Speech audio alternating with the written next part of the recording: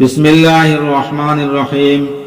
হযরত উবাদা ইবনে সামিত রাদিয়াল্লাহু তাআলা আনহু বর্ণনা করেন যে রাসূলুল্লাহ সাল্লাল্লাহু আলাইহি ওয়াসাল্লাম তাহার নিকট উপবিষ্ট সাহাবাদের এক জামাতকে লক্ষ্য করিয়া বলিলেন, আমার হাতে এই বিষয়ের উপর বাইআত কর যে আল্লাহ তাআলার সহিত কাহাকেও শরীক করিবে না, চুরি করিবে না, জিনা করিবে না, অভাবের ভয়ে নিজ সন্তানকে হত্যা করিবে না, জানিয়া শুনিয়া কাহার উপর অপবাদ দিবে না এবং শরীয়তের হুকুম সমূহের অবাধ্যতা করিবে না।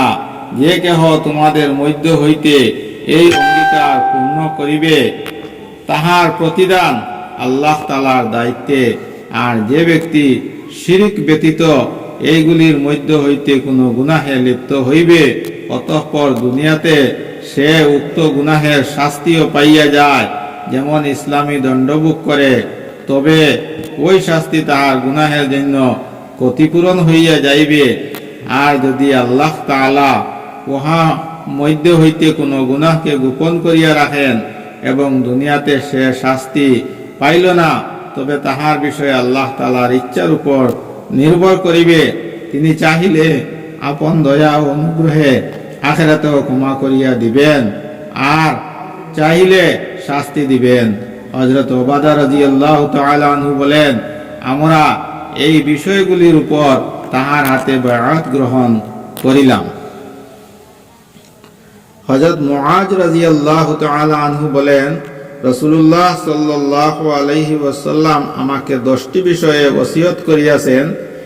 আল্লাহ তাআলার সহিত কোনো কিছুকে শরীক করিবে না, যদিও তোমাকে হত্যা করা হয় এবং জ্বালাইয়া দেওয়া হয়। মাতা পিতার অবাধ্যতা করিবে না, যদিও তাহারা তোমাকে এই হুকুম করে যে স্ত্রীকে ছাড়িয়া দাও এবং সমস্ত সম্পদ খরচ করিয়া ফেল। জানিয়া বুঝিয়া ফরজ নামাজ ছাড়িবে না, কেননা যে ব্যক্তি জানিয়া বুঝিয়া ফরজ নামাজ ছাড়িয়া দেয় সে আল্লাহ তাআলার জিম্মাদারি হইতে বাহির হইয়া যায়। শরাব পান করিবে না, কেননা উহা সকল অন্যায়ের মূল। আল্লাহ তাআলার নাফরমানি করিবে না, কেননা নাফরমানির কারণে আল্লাহ তাআলার অসন্তুষ্টি অবতীর্ণ হয়। যুদ্ধের ময়দান হইতে পলায়ন করিবেন না, যদিও তোমার সকল সঙ্গী মরিয়া যায়। যখন লোকেদের মধ্যে মহামারী আকারে মৃত্যু ব্যাপক হইয়া যায়, যেমন প্লেগ রোগ ইত্যাদি, আর তুমি তাহাদের মধ্যে অবস্থান করো, তখন সেখান হইতে পলায়ন করিবে না। পরিবার পরিজনের উপর নিজের সামর্থ্য অনুযায়ী খরচ করিবে। শিক্ষার জন্য তাহাদের উপর হইতে লাঠি সরাইবে না। তাহাদিগকে আল্লাহ তাআলার ভয় দেখাইতে থাকিবে। ফায়দা, এই হাদিসে মাতা পিতার আনুগত্য সম্পর্কে যাহা বলা হইয়াছে উহা হইল আনুগত্যের সর্বোচ্চ স্তরের বর্ণনা। যেমন এই হাদিসেই উহা বলা হইয়াছে যে আল্লাহ তাআলার সহিত কোনো কিছুকে শরীক করিবেন না, যদিও তোমাকে হত্যা করিয়া দেওয়া হয় এবং জ্বালাইয়া দেওয়া হয়। ইহা ইমানের উচ্চ স্তরের কথা, কেননা এমতাবস্থায় মুখে কুফরি বাক্য বলার সুযোগ রহিয়াছে যখন অন্তর ইমানের উপর অবিচল থাকে। হযরত আবু হুরায়রা রাদিয়াল্লাহু তাআলা আনহু হইতে বর্ণিত আছে যে নবী করিম সাল্লাল্লাহু আলাইহি ওয়াসাল্লাম ইরশাদ করিয়াছেন, যে ব্যক্তি আল্লাহ তাআলার ও তার রাসূলের প্রতি ঈমান আনিয়াছে, নামাজ কায়েম করিয়াছে এবং রমজানের রোজা রাখিয়াছে, তাহাকে জান্নাতে দাখিল করা আল্লাহ তাআলার দায়িত্বে হইবে।